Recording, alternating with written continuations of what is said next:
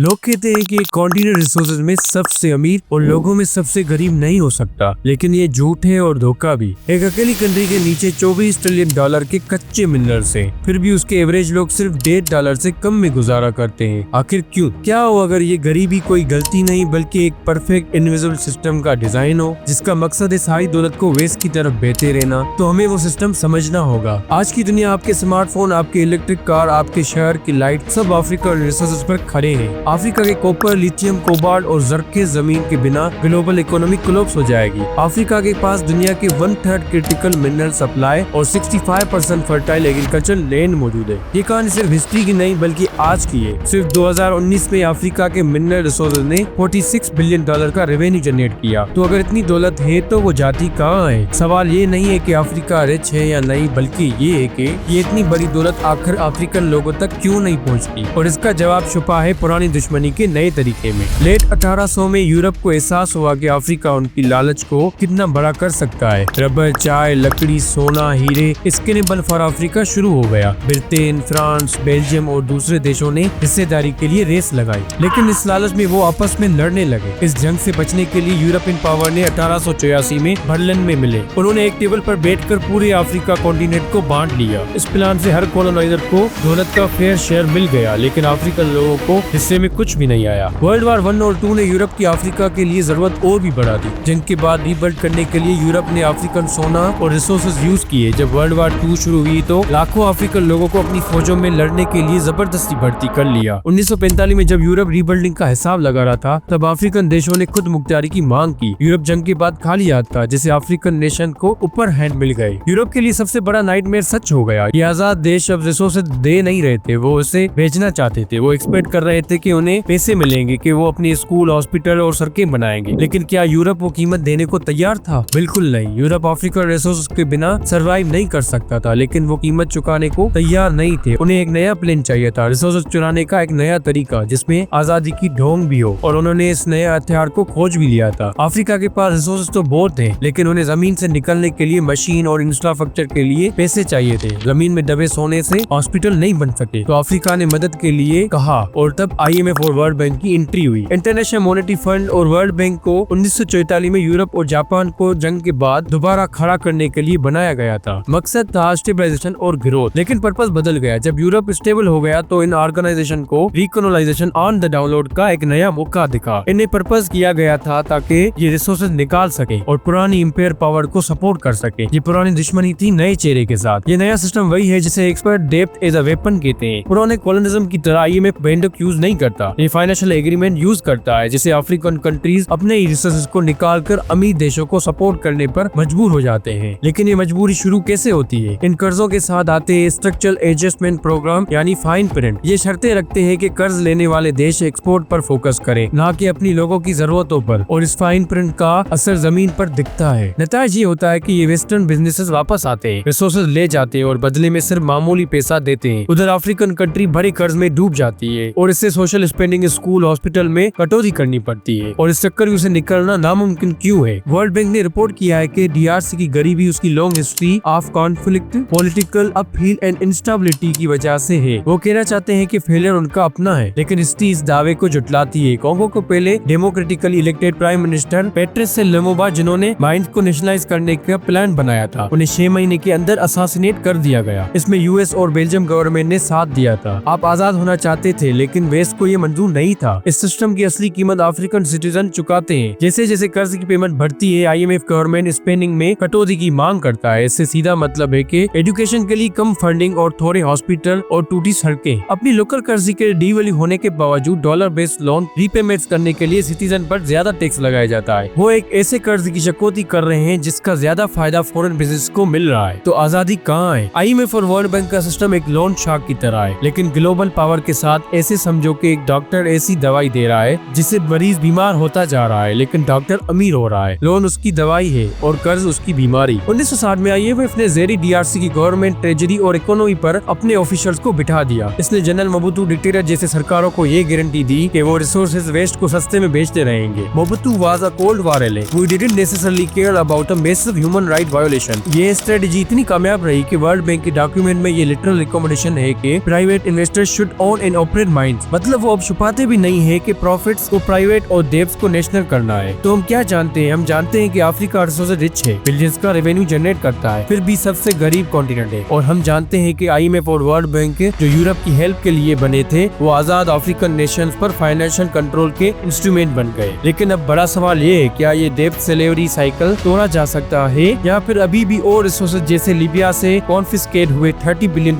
लिए जाते रहेंगे? जवाब आने वाले कुछ सालों में छुपा है। सिर्फ 3 अफ्रीकन कंट्रीज ने कभी IMF से कर्ज नहीं लिया, बोत्सवाना, इरिट्रिया और लीबिया। गद्दाफी के वक्त बोत्सवाना जो डायमंड्स का बड़ा प्रोड्यूसर है, उसका पब्लिक डेब्ट GDP का सिर्फ 18% है। आज अफ्रीका IMF का $42 बिलियन और वर्ल्ड बैंक का $44 बिलियन से ज्यादा कर्जदार है। ये कर्ज एक नया जंजीर है जो ये श्योर करता है कि मॉडर्न वर्ल्ड के लिए कच्चा माल सबसे गरीब जगह से सबसे अमीर जगह बेहतर है। सिस्टम परफेक्ट है, ये वेस्ट को अमीर होने देता है और साथ ही दूसरों की गरीबी का इल्जाम उन्हीं की इंस्टेबिलिटी पर डाल देता है। लेकिन अब जब आप सच जानते हैं तो ये जंजीर टूट सकती है। तो आपने हमारी यूनिलीवर की डार्क स्टोरी नहीं देखी तो यहाँ पर क्लिक करके देख सकते हैं। तब तक के लिए अल्लाह हाफिज, मिलते रहेंगे ऐसे शानदार वीडियो के साथ।